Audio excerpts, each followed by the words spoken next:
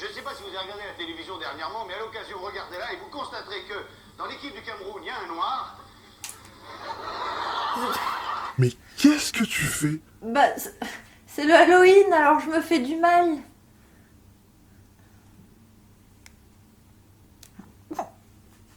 Non, mais un sketch de Vincent Lagaffe, ça a rien d'effrayant. Mais c'est pire qu'effrayant.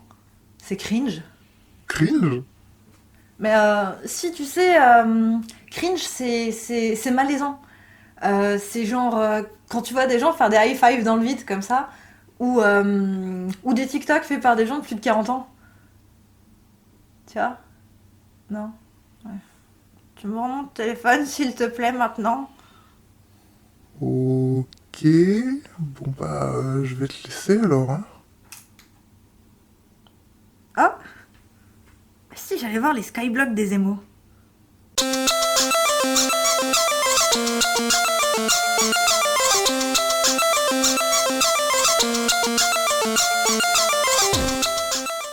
Coucou.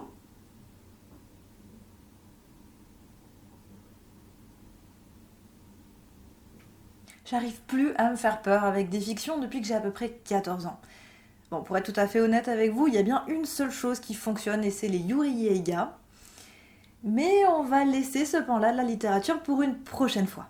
Alors, de dépit, je vous propose aujourd'hui 3 livres sur lesquels j'ai cringé à l'infini. Les images ne partiront jamais de mon esprit. Jamais. Autant vous mettre en garde, immédiatement je vais spoil comme Jaja. On y va. Stinky, stinky. J'ai déjà parlé de la fantaisie de Brussolo, et c'est pas étonnant, le type a écrit pas moins de 200 romans de qualité assez variable, on va dire, et moi j'ai énormément de mal avec lui, donc pas seulement à cause de son obsession pour les cuisses des femmes, mais surtout parce que je lui dois d'avoir niqué pas mal de mes nuits quand j'étais gamine avec le petit supplément du tome 2 de Peggy Sue et les fantômes. Les vrais savent. Et la nuit, dans leur lit, essayent de ne pas trop tendre l'oreille vers ce qui pourrait éventuellement gratter dans leur mur. Bâtard. Et fort à propos, nous allons en parler de murs, puisque le premier livre du cringe, c'est Les Emmurés. Alors, Jeanne est une journaliste qui a quelques problèmes dans sa vie personnelle. Elle aime énormément se faire tabasser par ses copains. Voilà, genre les violences conjugales, c'est super. Et donc en punition, parce qu'elle a fait une bourde justement parce qu'elle avait été battue, enfin, on s'en fout, par punition, elle se fait envoyer par son rédac-chef pour couvrir, pour enquêter sur un immeuble qui a été construit il y a quelques années maintenant par un architecte excentrique et paranoïaque. Sauf que cet immeuble est le lieu macabre de découverte assez saugrenu. Hein. En fait, il y a d'anciens occupants assassinés et emmurés, a priori plus ou moins vivants, à l'intérieur des murs. Et donc, Jeanne doit enquêter. Il y a clairement quelque chose de louche dans cet immeuble et Jeanne va en faire les frais, notamment car elle sera accompagnée durant toute son aventure par Pierrot le creep, un charmant bambin de 12 ans qui va de prime abord être plutôt sympatoche avec elle, lui faire visiter, lui raconter des trucs, puis après l'enfermer dans une cour intérieure avec l'ancien architecte voilà, qu'on pense est mort et qui en fait va très bien. Ouais. Tout d'abord, ai-je vraiment besoin d'expliquer pourquoi est-ce que mettre une protagoniste sexy qui aime se faire taper dessus par ses conjoints est une bien mauvaise idée? Je ne crois pas. Parce qu'attendez que je spoil correctement la fin. Jeanne parvient à s'enfuir lorsque l'immeuble s'effondre. Et tuant très probablement Pierrot au passage, ce dont Jeanne est absolument ravie, puisque Pierrot, elle cripe ce petit sac à merde, ne lui descendait de la nourriture qu'en échange de spectacles érotico-sexuels. On remercie cependant Brussolo de nous avoir épargné du viol et autres joyeusetés, mais en attendant, ce que demande Pierrot à Jeanne, ça reste quand même du très gros sale et on ne peut que se réjouir avec elle que Pierrot soit enterré sous des décombres. C'est bien fait pour ta gueule, Pierrot. Donc, Jeanne libre, Pierrot mort, elle revient chez elle. Ouvre la porte pour découvrir dans son dos Pierrot El Creep qui n'est pas mort du tout. Non. Il rentre comme un prince chez elle et va lui demander de le servir. Il met ses petites patounes sur la table et Jeanne accepte. Voilà. La dernière phrase, c'est Jeanne qui lui verse un verre de vin. Le pire, ça reste mon interprétation, mais grand Dieu, je sais que j'ai raison. Jeanne accepte non pas parce qu'elle a été traumatisée par Pierrot, non pas parce qu'il a une emprise psychologique sur elle, ou qu'elle a un syndrome de Stockholm, ou bullshit, etc. Non, elle accepte à cause de ses mains. À plusieurs reprises dans le bouquin, le narrateur porte à notre attention que Jeanne aime particulièrement les mains de ses conjoints. Des mains brutes, solides, qui peuvent frapper. Et que du coup, c'est ça qui l'attire, c'est ça qu'elle aime bien, etc. Hein. Sauf que bon, d'un autre côté, elle aime quand même pas vraiment se faire rouer de coups et tabasser, en fait. Enfin, c'est plus l'image de la violence conjugale qui plaît à Jeanne, a priori. Ah, voilà. Mais au-delà de ça, une fois que le narrateur nous a parlé plein de fois des mains de ses différents conjoints, on a exactement la même chose durant le bouquin sur les mains de Pierrot. Auquel Jeanne prête une certaine force, une virilité qu'un gamin de 12 ans ne devrait pas forcément avoir. En gros, ce que nous apprend cette fin, c'est que le personnage n'a pas évolué d'un iota. Donc certes, c'est scandaleux, c'est saoulant, mais tu vas me dire, mais où est le cringe, hein? Où est le cringe, Noémie? On est là pour le cringe, hein? Mais hold on, laisse-moi t'expliquer pourquoi Pierrot elle creep et Pierrot elle creep. À un moment donné, Jeanne va se balader sur les toits, parce que Jeanne elle est comme ça, quoi. Elle aime bien faire de la grimpette, etc. Hein, mettre sa vie en danger, ça, Jeanne, c'est sa cam. Voilà, elle n'est pas journaliste à France Périgord, tu vois. Donc, Jeanne qui déambule sur les toits tombe sur une petite cabane qu'elle identifie très vite comme étant le fief de Pedro. Voilà, sa cabane d'enfant. Elle découvre à l'intérieur un carnet sobrement intitulé Carnet d'observation, qui est un carnet qui appartient à Pierrot. Donc, jusque-là, ça va. Elle est un peu attendrie, amusée, en mode « Ah, quel gamin rigolo !» Et elle commence à lire. Donc, au début, les pages, c'est globalement des facéties de gamins. Rien de bien grave. Et puis, petit à petit, elle lit que Pierrot regarde ses voisins à Walp, avec des pensées très malsaines, espère des choses. Et quand on arrive sur les pages du carnet qui sont consacrées à Jeanne, c'est là le cringe. Laisse-moi te partager cet extrait, s'il te plaît. Elle m'écoutait en souriant comme si j'étais un gosse. C'est une connasse. Elle aurait bien mérité que Malestrosa lui fasse son affaire, j'aurais pas levé le petit doigt. Quand elle est revenue, elle s'est allongée par-dessus le sac de couchage parce qu'elle avait trop chaud. Elle a encore gigoté, puis elle a fini par s'endormir. Et j'ai entendu sa respiration ralentir. Quand j'ai été sûre qu'elle dormit, je me suis approchée d'elle et j'ai mis mon nez entre ses jambes pour la renifler. Elle n'a pas bougé. J'aurais pu poser ma bouche sur sa chatte si j'avais voulu. Je suis certain qu'elle s'en serait même pas rendue compte. Ouais, j'aurais dû le faire. Fuck this shit, I'm out. Fuck this shit, I'm out. No thanks. Laisse-moi laver mes yeux. I'ma just grab my stuff and leave. Excuse me, please. Fuck this shit, I'm out. Ok, maintenant qu'on s'est bien chauffé, passons au plat de résistance. Stinky, stinky. Ce livre a reçu le prix Finlandia. Et c'est le premier livre de cette catégorie, c'est-à-dire SFFF, qui a reçu un prix comme ça. Alors je vois pas vraiment trop où est la fantaisie là-dedans, je parle davantage de fantastique. Mais bon, le bouquin que je vais vous présenter est assez intéressant. Déjà, c'est un excellent livre. Comparé au précédent qui est pas mauvais, mais c'est pas non plus un chef-d'œuvre, Jamais avant le coucher du soleil est un très très bon livre. Le récit que je vais vous résumer juste après est émaillé de coupures de journaux, d'encyclopédies, de paroles d'experts au sujet des trolls, ces petites créatures mythiques fascinantes dont les Finlandais raffolent. Notre héros s'appelle Ange. Enfin, c'est son surnom. Il a un nom finlandais très long que je vais pas m'amuser à prononcer. Donc, Ange est un photographe.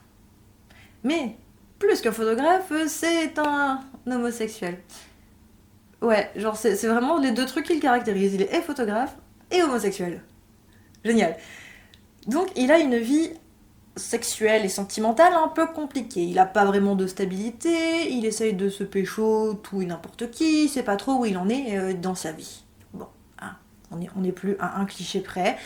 Un jour, après avoir bien picolé et embrassé un de ses collègues, a priori, il va trouver dans une petite rue une petite boule de poils en train de se faire salement bolosser par des délinquants juvéniles.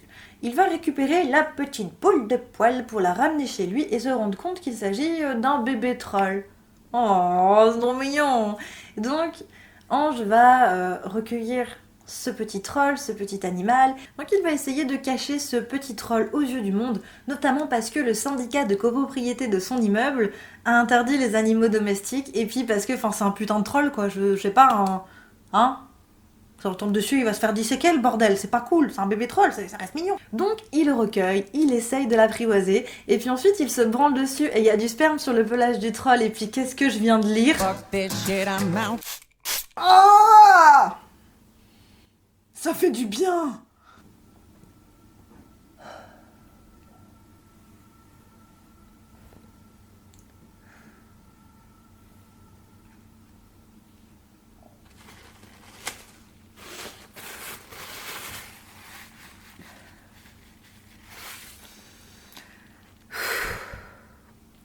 On reprend. Ok, donc on a une très grosse alerte pédophilie et zoophilie. Et en plus, Inissalo, elle aurait pu prendre, comme dans 99% des fictions, un mec hétéro pour jouer le gros pédophile, le gros zoophile, mais non, elle prend une personne homosexuelle. Donc encore une fois, moi je suis absolument ravie. Hein. On est sur de très très belles représentations, quoi. Dans cet ouvrage, il y a une très forte opposition entre le côté de la nature, donc le troll qui répond à ses instincts, basiquement, et la société moderne. Cette dernière est systématiquement montrée comme artificielle et hypocrite, au contraire de la nature qui est vue comme étant saine, parce qu'on répond en fait à ses pulsions, à ses désirs, et à la part sombre qui est en nous. Côté histoire, notre protagoniste Ange va embrasser sa nature animale, et va continuer quand même d'être tiraillé par les codes moraux de la société moderne, contemporaine, dans laquelle il vit. Très clairement, moi, je suis pas fan de cette opposition entre nature et culture. D'une part parce que je la trouve très naïve, et d'autre part parce qu'ici, elle va servir de justification aux actes du protagoniste, qui va aller jusqu'à être complice d'un meurtre. Donc en fait, justifier le crime, la pédophilie, la zoophilie, par « wesh, c'est l'instinct », ça me pose un problème. Déjà parce que c'est un trope habituel en littérature, et parce qu'en plus, je vois pas vraiment sur quoi c'est basé, et ça me semble être même carrément dangereux. Ici, la nature devient cette chose contre laquelle on ne peut pas aller, contre laquelle on ne peut pas lutter, et elle est montrée comme bien plus saine que la vie artificielle qu'on mène. Donc ouais, je cringe énormément sur ce propos-là. Stinky, stinky. Autre bouquin, autre type de cringe, puisque je vous présente Un palais d'épines et de roses.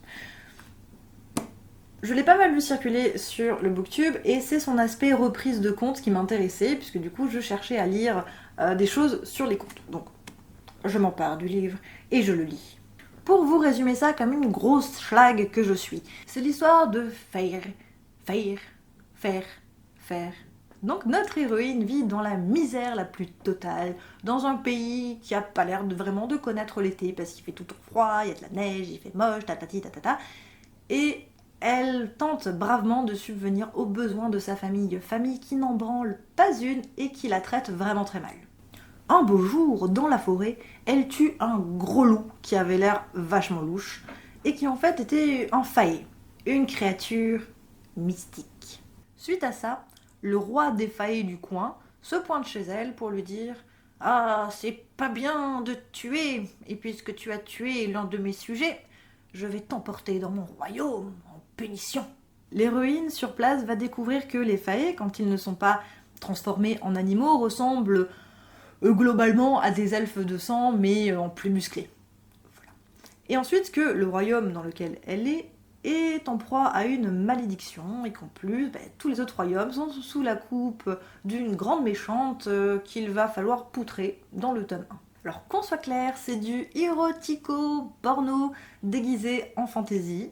Voilà, ça me fait beaucoup trop mal d'appeler ça de la fantaisie, parce que le scénario est à chier, l'univers est à chier, donc non, je refuse de le classer en fantaisie. Voilà, c'est purement arbitraire, vous en pensez ce que vous voulez, mais c'est comme ça, je ne peux pas. C'est physique, ça marche pas, ok? Regarde, je commence à avoir de l'eczéma là, ça gratte!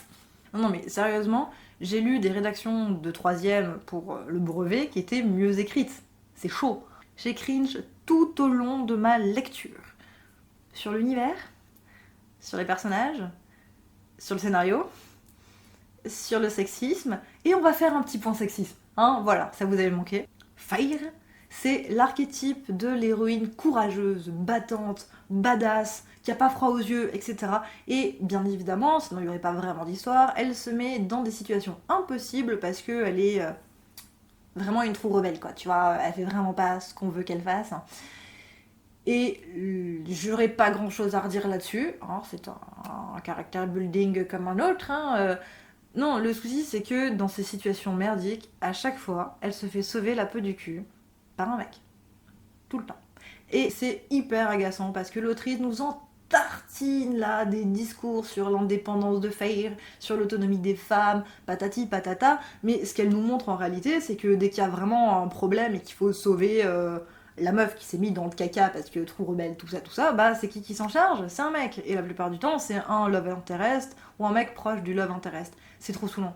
Vraiment, c'est super saoulant. Arrêtez de faire ça, quoi. Stop. Qu'est-ce qu'on a d'autre en termes de cringe dans ce bouquin? Les scènes de cul. Hétéro, toujours les mêmes, avec des répliques qui trouveraient parfaitement leur place dans la collection Coquine d'Arlequin. Et très honnêtement, si un jour quelqu'un vous sort les répliques qu'il y a quand deux personnages principaux sont en train de ken dans ce bouquin, partez, ne faites pas du sexe avec cette personne. Ah non, non, non, respectez-vous. J'ajoute aussi, parce que ça m'a particulièrement fait cringe, en plus de m'agacer profondément, c'est l'ajout impromptu de personnages issus de la diversité, c'est-à-dire un couple gay, un couple lesbien, une personne bi et une personne lesbienne. Voilà. À part la lesbienne, tout le monde apparaît au tome 2, comme si soudainement l'autrice se rappelait qu'elle avait un cahier des charges de la diversité et qu'elle devait fourrer ces personnages là-dedans, voilà. Et c'est hyper gênant de voir un queer-washing à ce point. Notamment, le coming out de la lesbienne est l'un des plus gênants que j'ai jamais vu, que j'ai jamais lu, en fait. C'était... Franchement, c'était cringe. Mais vraiment du vraiment. Le pompon sur la pantoufle. Ce qui m'a terminé en termes de cringe, c'est les dialogues entre les antagonistes. Alors, petit contexte. Une fois la méchante du premier tome poutrée par le pouvoir de l'amour, et c'est pas une formule, c'est vraiment genre le pouvoir de l'amour, il y a les seigneurs des différents royaumes qui vont se réunir pour faire front commun contre une grosse menace. Et ils font une espèce de réunion, point strat. Et le souci, c'est qu'ils ont tous des bails entre eux depuis un millénaire. Il y a la moitié qui peuvent pas se voir, ils peuvent pas se piffrer, les types. Et ils vont passer leur temps à s'envoyer des fions. Donc dans le tome 3, si vous êtes curieux, c'est vers le chapitre 44 et le chapitre 45. Il y a un florilège de répliques qui sont des pépites de collégiens. Voilà. Si tu vois une guéguerre entre des collégiens dans le bus, c'est ça. Mais avec tous les efforts de l'autrice pour essayer de rendre ça cool. En mode, ouais, on est fort, on est puissant et on protège les gens qu'on aime. C'est chaud. Vous me croyez pas? Attendez. Quand tu es au lit avec elle, est-ce que tu as remarqué les petits bruits qu'elle fait juste avant de jouir? Lança Tamlin Harris. Mes joues devinrent brûlantes. C'était une attaque froide et méthodique. Contre ma dignité et ma crédibilité. Béron exultait, tandis qu'Eris nous observait attentivement. Rhys me regarda de la tête aux pieds, puis se tourna vers Tamlin, comme s'il allait se déchaîner contre lui. Mais Azriel intervint. « Surveillez votre langage quand vous parlez de ma grande dame », dit-il à Tamlin. Alors, très clairement, les faire chercher, c'est « Retire immédiatement ce que tu as dit sur madame, ou tu en paieras les conséquences !» Mais moi, ce que j'entends, globalement, c'est ça. On va vous balayer la vie de ma mère. Qui fait le con là-bas, c'est qui fait le con? Bla bla bla bla bla. Tu as pourtant vu tout ce qu'il a fait sous la montagne, mais cela ne t'a pas empêché de lui ouvrir tes cuisses. Qui se ressemble s'assemble, puisqu'il a été la putain d'Amaranta pendant plusieurs décennies. Pourquoi ne serais-tu pas devenue la sienne? Surveillez vos paroles, coupe à mort. Arrête de me parler, tu me connais pas. Moi je vais t'allumer et tu vas rien comprendre, tu vas bien me reconnaître. Moi j'ai peur de personne. Si vous voulez accuser quelqu'un de tout ce qui est arrivé, commencez par regarder dans un miroir. Tamlin la dévisagea avec un grondement. Prenez garde, rugication. Ok, donc là en fait on part vraiment sur une base de miroir, miroir, c'est celui qui y est, ah. C'est un plaisir de voir qu'après 500 ans, tu t'habilles toujours comme une traînée, riposta-t-il.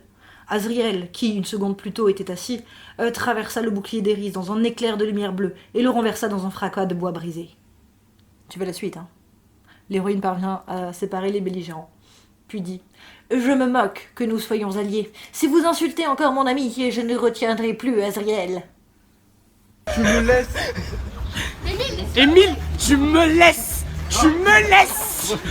Tu me laisses. Non mais tu te comportes comme un mec de banlieue. Un mec de banlieue. Vous n'êtes qu'un lâche, lançai-je au seigneur de l'automne. À ces mots, même Rhys se raidit.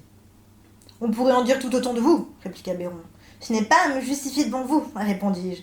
Non, mais peut-être devant les membres de la famille de cette fille que vous avez livrée à votre bla bla bla bla bla. Non, c'est toi qui dis qui est. Non, c'est toi. Non, c'est toi qui dis qui est. C'est toi qui dis qui est. Non, non, non. Miroir, miroir, boomerang. Haha, contre Uno. Et ça, pendant 2 chapitres. Même les fanfictions d'animés osent pas faire des trucs comme ça. C'est hyper gênant. C'est tout pour cette T'as vidéo. oublié un livre. Ah non, j'ai fait les 3. Ici, là, t'en as un autre. Ah.